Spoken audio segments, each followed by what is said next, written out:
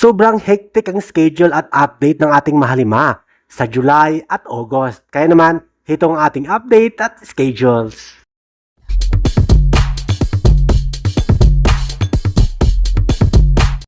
Hello 18! Welcome back to my channel. First update.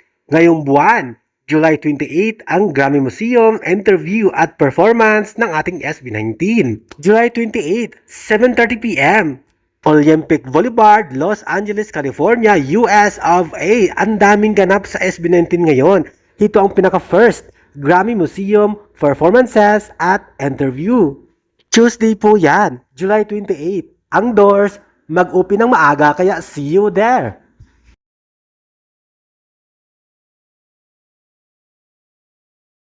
At heto naman ang SB19 mag-perform sa Amerika, sa Chicago, Lollapalooza this year, July 30. Super exciting. Nakaka-proud dahil heto nga ang naisulat.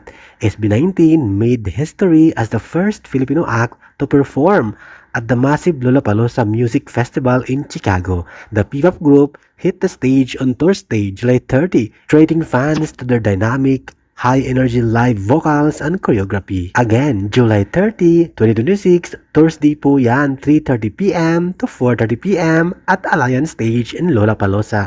Congratulations at good luck, boys!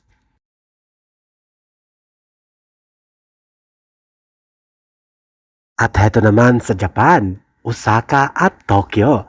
SB19 is making history because their first Filipino act perform soon in prestigious Summer Sonic on August 14 in Osaka, massive stage in Summer Sonic, habang pagkabukas August 15 sa Tokyo in Pacific Stage in Summer Sonic Festival, of course, in Japan.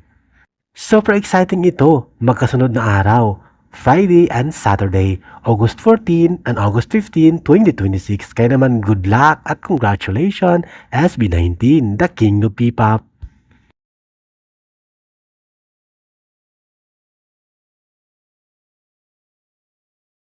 At ito, ang Thanksgiving fanmate ng SB19, dalawang lugar sa mundo, sa Sacramento, US of A at Yokohama, Japan, August 8 and August 18, 2026.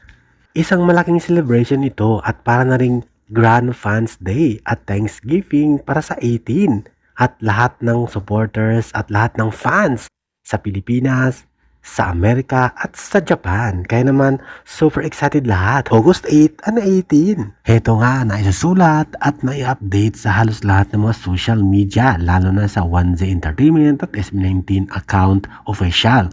I was there, Thanksgiving fan meet. August 8, Sacramento, US of A. August 18, Yokohama, Japan, 2026. Kaya naman super exciting lahat. At ito rin nasusulat sa Google, SB19 is currently holding their Wakas at Simula Thanksgiving, which includes stops in the US and Japan.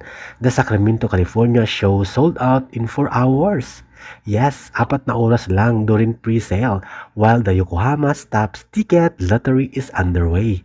To California, date August 8, 2026 at Clayton Resort and Casino, Ronhard Park, California. Sold out in just 4 hours. Heto naman sa Japan, sa Yokohama. Date August 18, 2026. Location Kitty Zeb, Yokohama. Ticket sales sold via advanced lottery. The second pre-sale lottery runs from July 2, 12 p.m. to July 12 with the general on sale starting July 18, 2026. Ticketing. Apply for tickets or view details at the ePlus Japan SB19 ticketing page. Grabe ang ating The King of P-pop. Tuloy-tuloy ang ganap mula July 28 hanggang August 18. Kaya naman good luck at congratulations!